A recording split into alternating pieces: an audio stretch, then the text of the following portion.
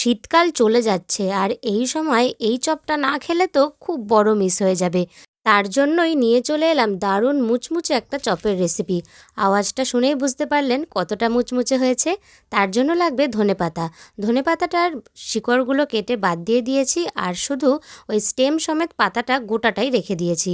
এইবার একটা ব্যাটার বানিয়ে নিতে হবে। তার জন্য লাগবে বেসন, চালের গুঁড়ো আর লাগবে কর্নফ্লাওয়ার। তার মধ্যে লাল লঙ্কার গুঁড়ো, কালো জিরে, স্বাদ অনুযায়ী নুন, পরিমাণ মতন হলুদ গুঁড়ো আর গোলমরিচের গুঁড়ো দিয়ে দিতে হবে। সবটা আগে শুকনোভাবে মিশিয়ে পরিমাণ মতন জল দিয়ে ব্যাটারটা তৈরি করে নিতে হবে। ব্যাটারটা না বেশি গাঢ় হবে আর না খুবই পাতলা হবে, ঠিক এইরকম গাঢ়ত্বটা থাকবে।